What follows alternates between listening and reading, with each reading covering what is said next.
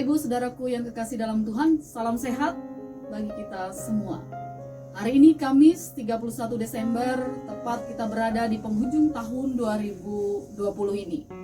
Saya ingin membawa kita dalam perenungan sebagai persiapan bagi kita untuk menyambut tahun baru dan perjamuan kudus yang akan kita laksanakan besok, Jumat 1 Januari 2021. Saya ingin membaca firman Tuhan yang terdapat dalam Titus pasal 3, ayat yang keempat hingga ayat yang kelima, yang demikian bunyinya. Tetapi ketika nyata kemurahan Allah, Juru Selamat kita, dan kasih-Nya kepada manusia, pada waktu itu Dia telah menyelamatkan kita, bukan karena perbuatan baik yang telah kita lakukan, tetapi karena rahmat-Nya, oleh permandian kelahiran kembali, dan oleh pembaharuan yang dikerjakan oleh Roh Kudus yang sudah dilimpahkannya kepada kita oleh Yesus Kristus, Juru Selamat kita. Bapak Ibu Saudaraku yang kekasih dalam Tuhan Yesus Kristus, Allah ingin kita menjadi pribadi yang lebih baik, sehingga Ia melakukan sejumlah perubahan dalam diri kita semua. Allah mengutus putranya untuk menyelamatkan kita dari hukuman dosa. Kristus datang untuk melakukan lebih banyak hal daripada sekedar mati bagi dosa-dosa kita. Lebih dari sekedar membawa kita ke surga setelah kita mati. Tetapi Ia memiliki tujuan untuk menolong kita menghentikan sikap ambisi dan perbuatan yang menghancurkan diri sendiri dan membahayakan orang lain. Hari ini kita akan memperhatikan buah roh yang ditunjukkan dalam kemurahan Allah.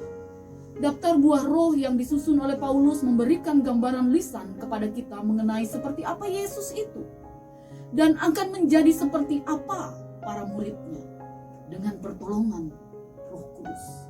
Kita bukan hanya memperkatakan pesan Kristus, melainkan juga menyatakan fakta bahwa ada Kristus di dalam diri kita melalui hidup yang kita jalani. Tindakan kita harus berbicara lebih keras daripada kata-kata kita. Bapak Ibu Saudara, Kristus dikenal karena kemurahannya, dan Alkitab menyaksikan seperti terdapat pada peristiwa Kristus menunjukkan kemurahannya di pesta pernikahan ketika minuman anggur hampir habis, terhadap janda di Nain, bagi penderita kusta, ketika memberi makan kepada orang yang mengikuti Dia, terhadap perempuan berzina, dan banyak peristiwa lainnya. Kemurahan hati Tuhan membuat kita diselamatkan dari dosa.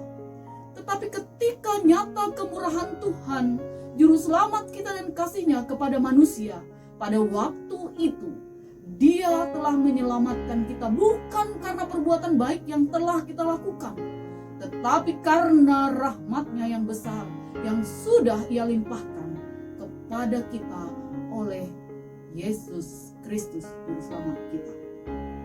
Supaya kita sebagai orang yang dibenarkan oleh kasih karunia-Nya berhak menerima kehidupan yang kekal sesuai dengan pengharapan kita. Bapak Ibu Saudaraku, Ia akan terus menunjukkan kekayaan kasih karunia-Nya yang melimpah-limpah sesuai dengan kebaikan-Nya terhadap kita dalam Kristus Yesus.